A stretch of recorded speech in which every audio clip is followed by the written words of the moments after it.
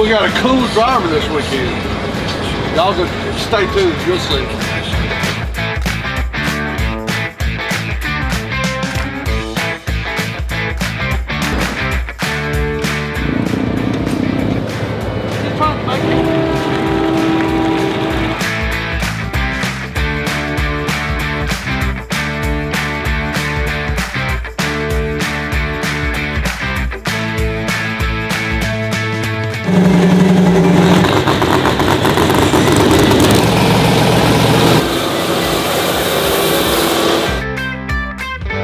He ran out of plot, went below the plot. He went below the plot. And then he...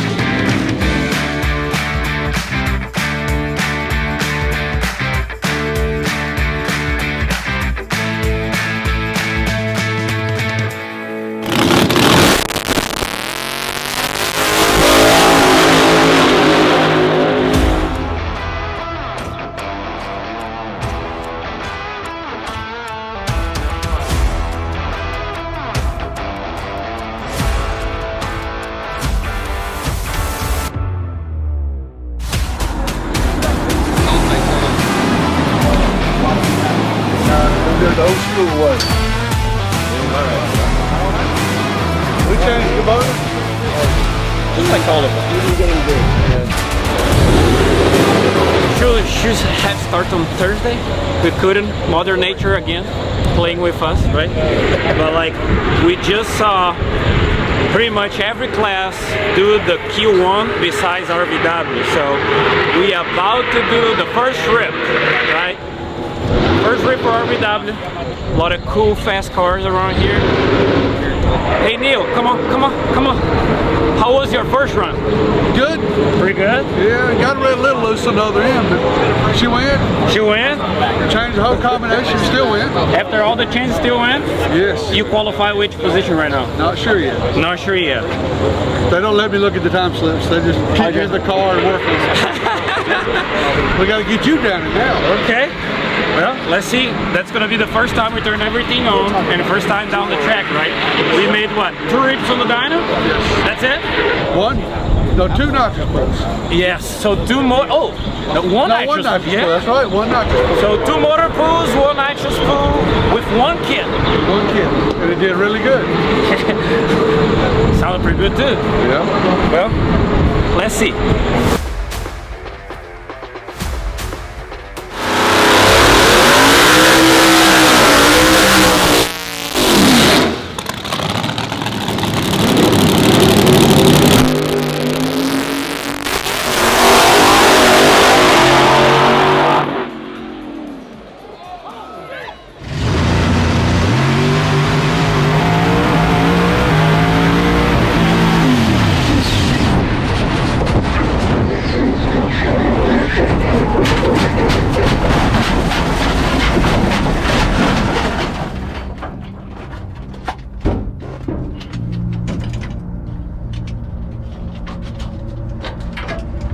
Power at, boss.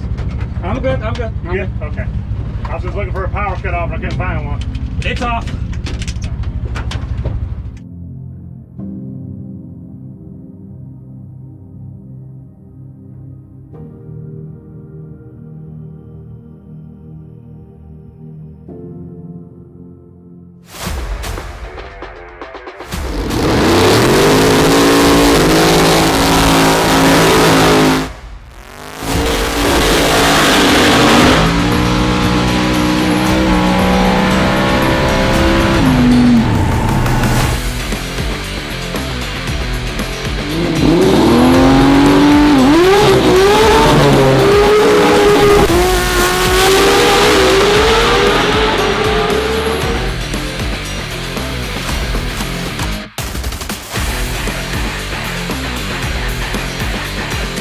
Where is our hoodie? 4X, please.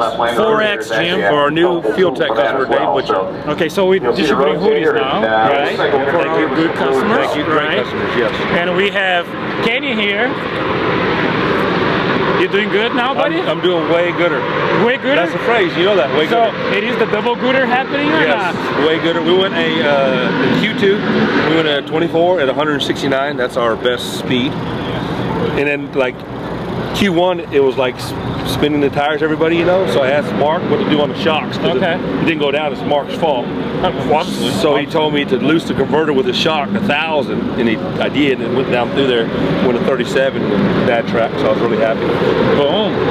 Dimension shocks got us. And then the FuelTech Dyno, thank you to you, and Steve Patty. Oh, Steve did his magic. He's magic all weekend for me, so I was like hitting a brick wall. So I asked Dillard and you, was like, hey, I need some help. And you say, hey, come on down. And then you're like, got us in the right track. I just love that. So we went across the wall now. Yes, I'm so happy. And then like many people that I talked to, they're asking like, how was the FuelTech experience on the dyno? And they're like, I've already told everybody already, you already know it's customer service. I can call you, I can call Steve, I can call just probably 30 people. And they have the answer for me, you know, if need be. So this just hands down customer service is worth everything. You see, Jim? The hoodies. The hoodies. We need to keep up. Okay? I will get hoodies. We need to keep up. After he For Dave. saying all of this, we need to keep up with the hoodies, man. Okay. You need to help us. I will totally do that. Or else So- next interview, customer service with hoodie sucks. So, Good luck tomorrow, buddy. Thank you. Good luck, man. Thank y'all.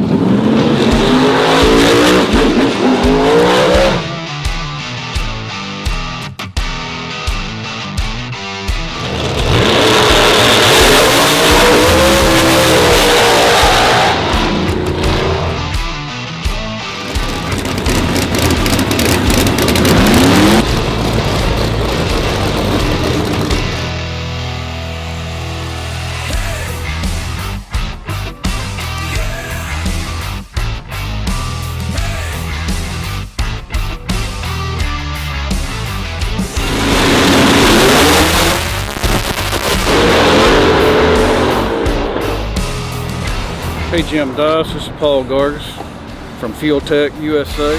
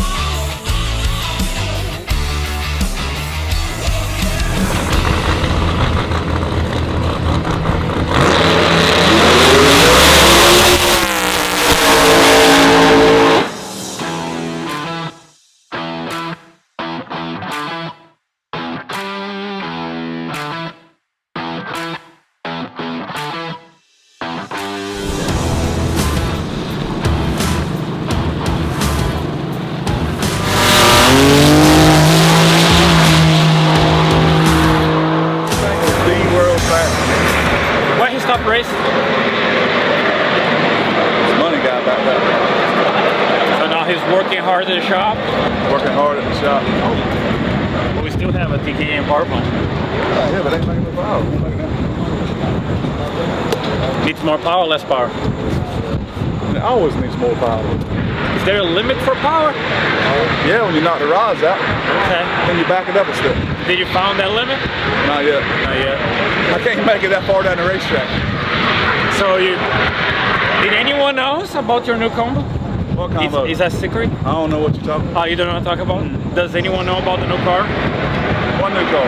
So we don't know. Nobody knows about a new car, new motor. I mean, Lewis knows about a new car. What do you know about a new car? I know someone that has a new car being built. I saw photos. It looks badass. Oh. But the weirdest thing, I saw a couple cars here that look similar. Yeah, I know. That's It's almost, it's a production line now? It's a production line. But the Okay. only problem is the other ones have them little gay blower things that stick out the front. I don't know, when that new car that we don't know who owns, who's gonna drive. So it doesn't have a blower? What does it have? No, it's got one of them parts,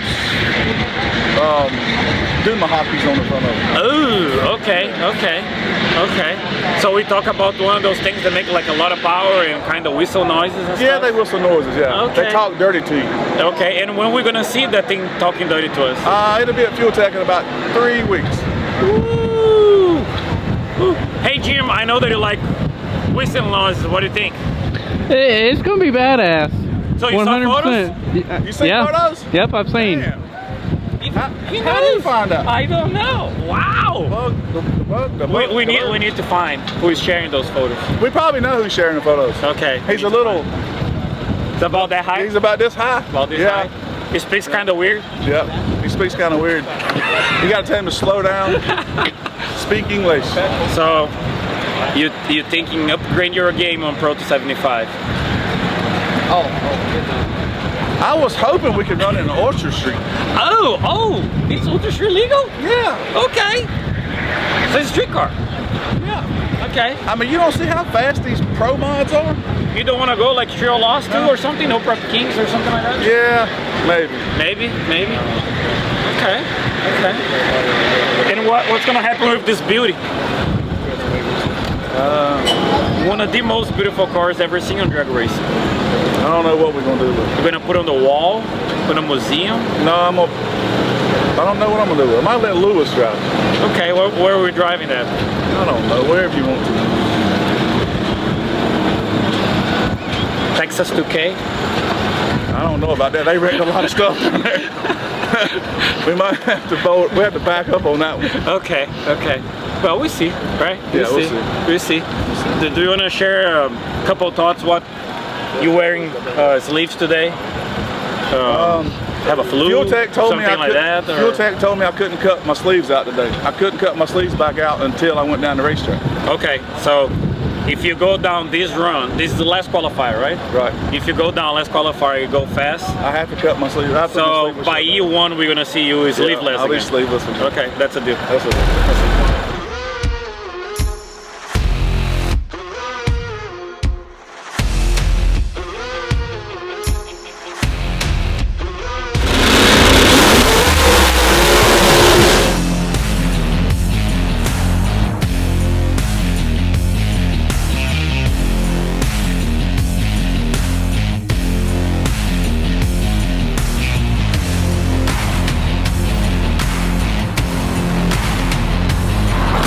Oh my man.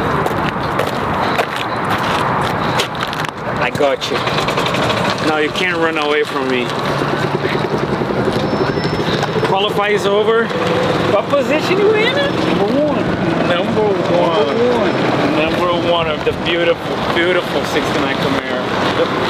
How you feeling? All the big block power? A lot of it. A lot of it? A lot of power. Good deal. Challenging qualifying? Oh, yes. Half track issues, but we got it figured out. Yeah. The track's for everyone, right? It was. Most definitely was.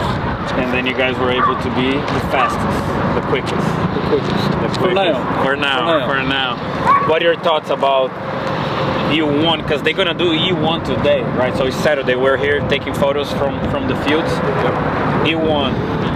What are you expecting to see E1? We'll get a little bit closer to see what the conditions are, but we'll try to do what we can do. Who you have for E1? I really don't know. I don't. Oh, and usually the bottom sometimes it moves, right? Someone drops out or something like that. So it's kind of hard to predict. I'm not sure. But like everyone is fast on this field, right? Oh yeah, It's pretty tight. Take nobody for It's granted. tight. It's tight. We'll do our deal, and whatever happens, happens. I think LDR right now has the tightest field. Tight. Yes. Scott, how many cars were racing on LDR?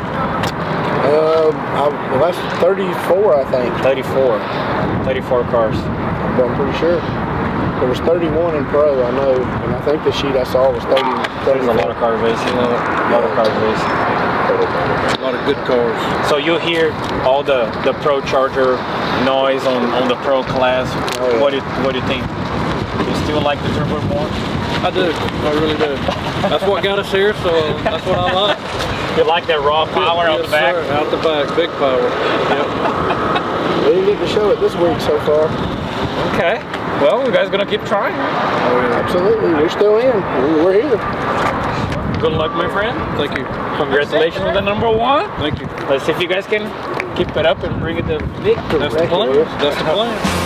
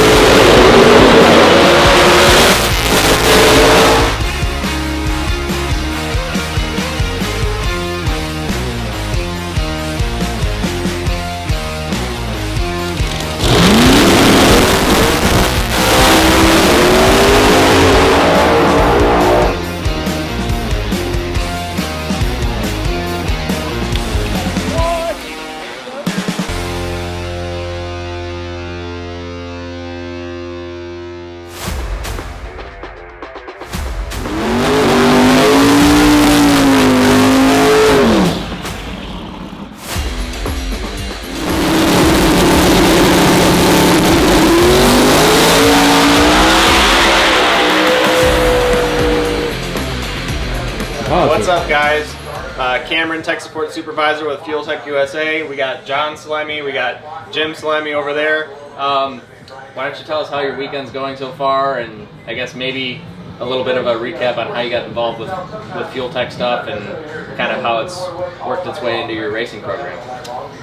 This weekend, first of all, this racetrack got clobbered with rain for like 3 days before this event started, and this track is never good with rain, so it was like a full scrape and then trying to rebuild and not enough time, so we were all kind of behind from that. But went out there on Q1 and went down the racetrack, did what I had to do, and I think that was #3 at the time. So it's been slowly getting better.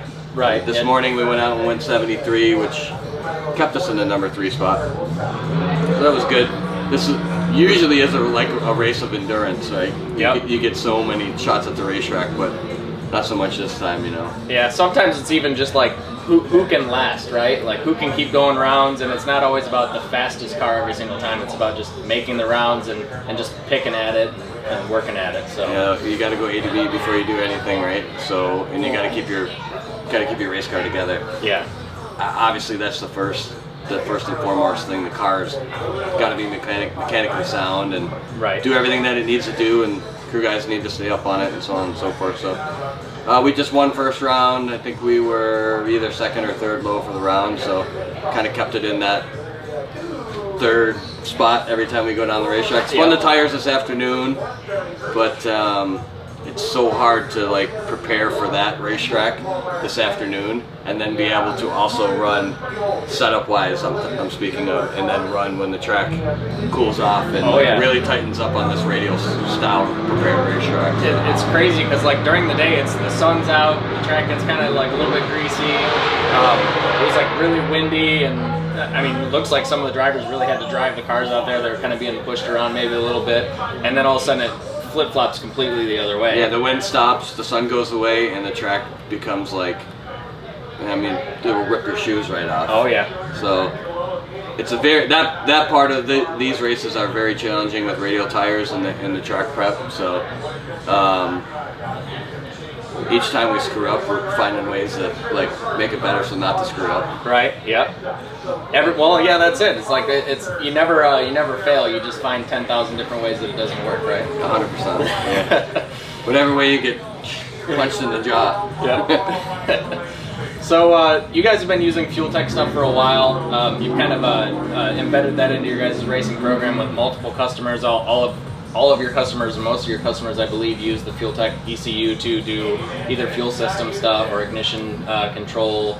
You're using like RFT Spark and different things like that. You control your transmissions with them. Correct. Yep. What kind of dawned all that with your guys' racing program and further led into the close involvement with working with us? Now Jim can come in for this one too. So, take a seat. 2016, we were figuring out a way to stop detonation at the bottom of the gear change. Okay. And we needed more control of the fuel system, so we decided to take our traditional blown alcohol mechanical system off and do it with EFI. Okay. And Jim and I came up along with Jeff Pierce, did a bunch of calculating and so on and so forth. And Jeff was on FuelTech in his nitrous car. Okay, yeah, the purple one. Yeah, Jeff and I do a bunch of stuff together as well as Jim and I and Jeff together. And we plotted and schemed and went on the flow bench and did this, that, and the other thing and come up with a bunch of numbers. And Jeff did a lot of the math on it. We started running the car with full EFI. Okay. And that was January of 2016. Jim did all the install, and like he can kind of take it from there on like that whole section. And yeah, you do a lot of the wiring and a bunch of the other setup stuff on the cars as well, right? So. Correct. But when we were first getting started with FuelTech, there was no actual way to put a fuel injector in a Brad Anderson intake manifold. So that became a series of welding on the manifold and machining on the manifold, and then we got with the injector manufacturer, and then he started to make me things that were more adaptable to what we were doing, and we ended up with a number 6 swivel on there instead of originally I had fuel rails, then pipe thread, then number 6. I got just swivels on there, so that made it a little bit easier. Also in the injector head there was really nothing. First of all, we didn't have it up there. We just plumbed it with like our normal mechanical lines, but then yeah, Jim like installed actual injectors into our carbon injector head. Right. Okay, so beforehand you guys actually had basically an EFI on the bottom and then still kind of mechanical on the top. No, it was all EFI the whole time. Okay, yeah. I gotcha. 8 injectors on the top, 8 injectors on the bottom. All right. Yeah. The injectors just weren't in the bottom of the hat. They were sitting on a distribution block. Oh, I understand. Yeah. And then we ran lines off the injectors to the hat. Right. Yeah, and now like even if you look at like some of our products, we do have like a blower manifold that's similar to that, where you can have fuel injectors sticking out of it. You can run AN lines and stuff to the hat. And then we had injectors made, and Jim drilled the hat and did all this crazy stuff. Well, everybody was at that time. Spray bars are becoming big, so I needed atomized fuel in the hat instead of the mechanical nozzle body that would normally be in there and give you like a flow over of, if you turned a spoon over and held it under the faucet, that's kind of how that worked. So we wanted to get... Jim. Nice analogy. That was perfect. We wanted to... Super technical. We wanted to get like some sort of atomizing cooling effect in there because spray bars are becoming a big thing. So we figured out a way to install the injector in the hat.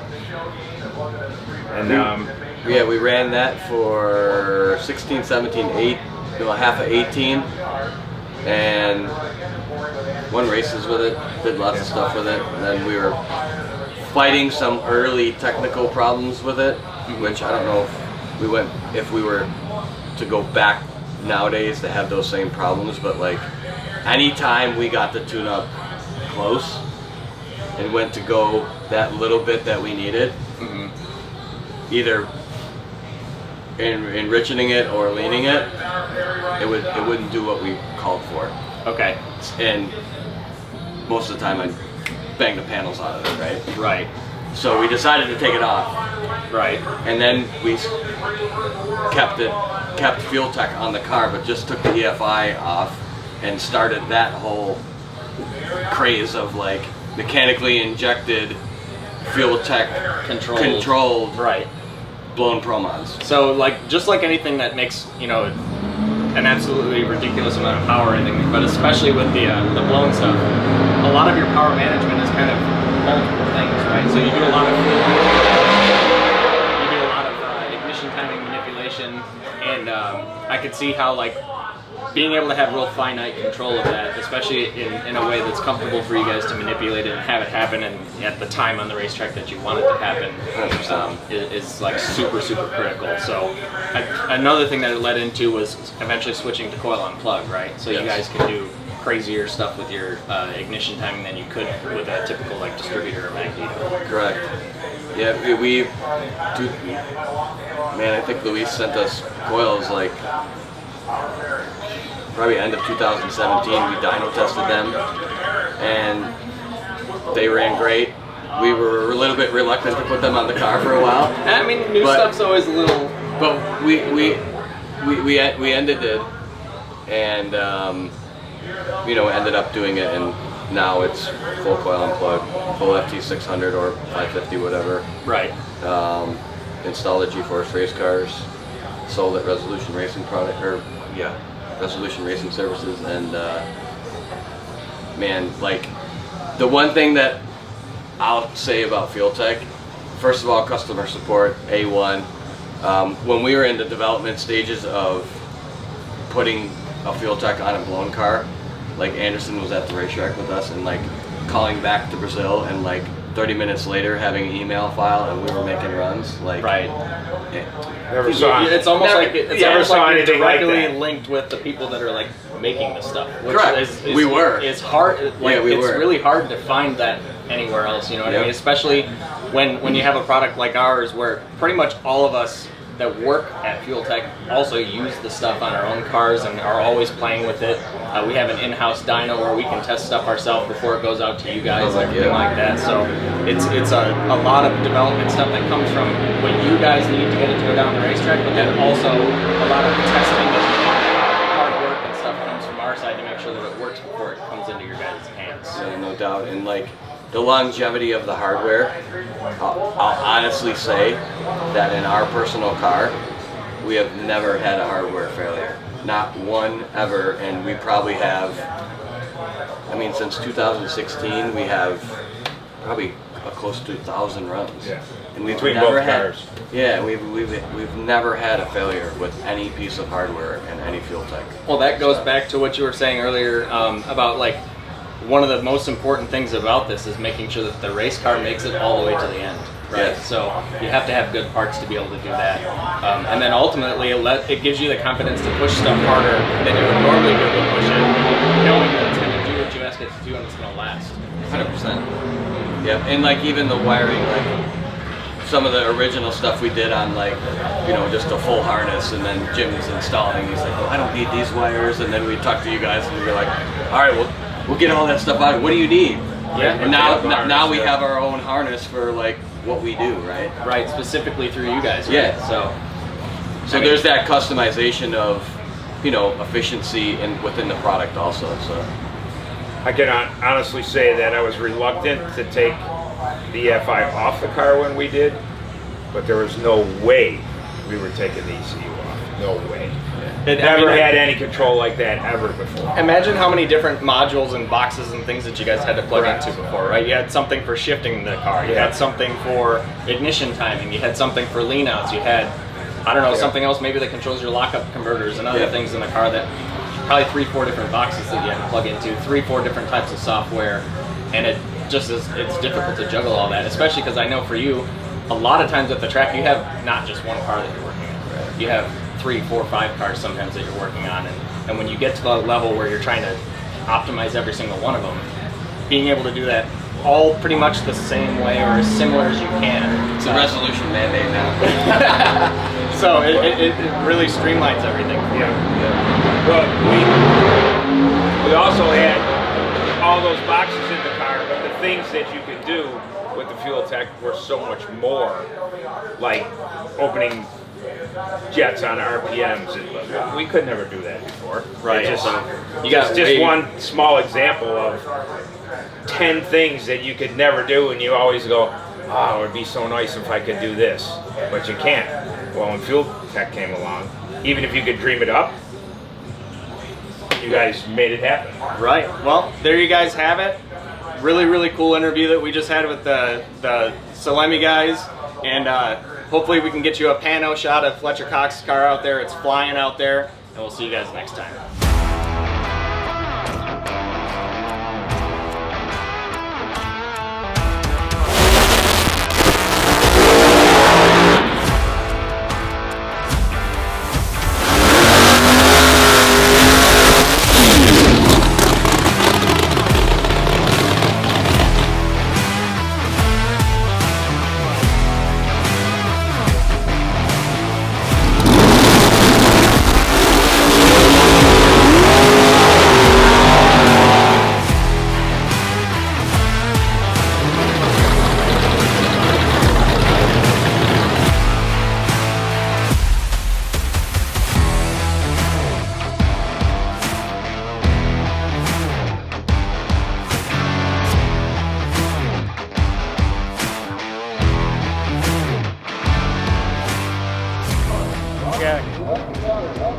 You ready? Ready.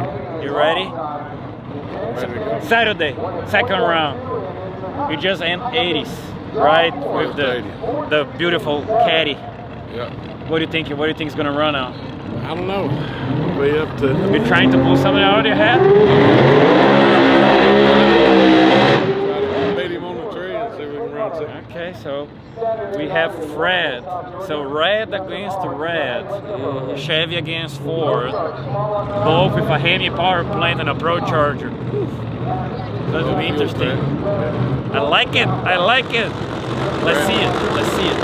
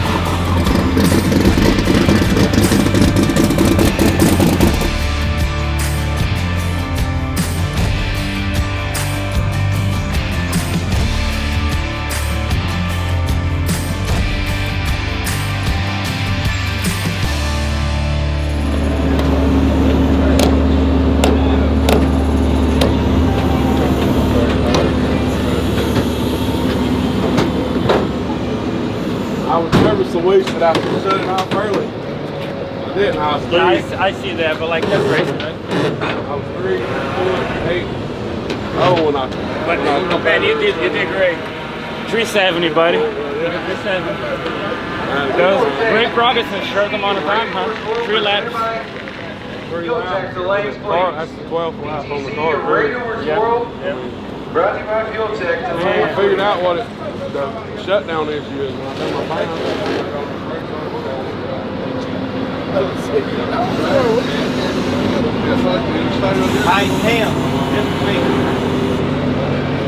Don't be jealous out there, Bubba. Like that time when I pushed the brakes hard when I done the burnout and it pulled the car right. Oh, we moved the car right? Yeah. It felt like the front brake. Oh, I see it. And you see this one, the left caliper gone? The caliper is gone and the it's on the disc golf brakes are gone. Like, what the hell? That's why I wonder if that's something what happened too. Yeah, something happened because like this. How can the caliper disappear? Look, it's in neutral, so the car will not roll forward. What? Look at that thing. I just took it out of park.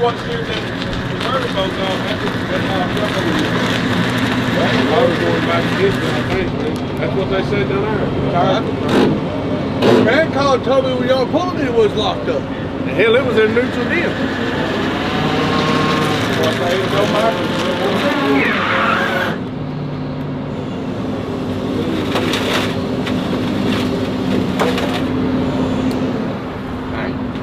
Oh, unfortunately, it's racing, no winning, right? Yeah. And we have our share of racing this week. All our body parts. Yeah, we good, right? We good. That's what it matters. Yeah. The little kids, everyone. Well, we're gonna think like this. We had high hopes on this car, and we still have, right? I think that lap showed that the car has great potential. Like that car already being fast, so we know that it's capable of doing something. And I'm happy that we figured out the caddy. Oh, me too. Like this is gonna be a weapon next Great race. weekend. Oh boy, oh boy. Yeah, I'm excited. Can't wait. Well, racing is racing, and I believe they're down to semis now, dice to finals.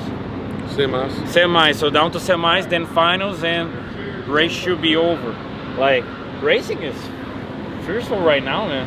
Like everybody's that round this morning was ridiculous fast, every single one. Like track's killer, right? Like it was a tough situation about all the water from the rain. But obviously the track came around. It takes a couple of days of car going down and all the track prep and all the moisture going away. But the track's killer right now. So we see several guys going mid-50s on RvW. We seen guys going bottom 70s, almost going 60s on Pro 75. LDR, we seen people going 390s. Freaking X75 going 14s. Man, that's crazy. Like X and LDR almost can run together at this point. Almost. It's not there, but it's almost there, right? And every field had like 30 plus cars besides RvW. Such extreme class is kind of, you would expect not to have so many cars, but like, and unfortunately we lost ours. So. And all the field was every field was tight. Oh, tight. There's fast cars in every place now. Well, let's see the end of the race and see how the progress goes with this caddy next race at Alabama, right? See you later, buddy. You'll be getting close to your cab. We need Pro 275.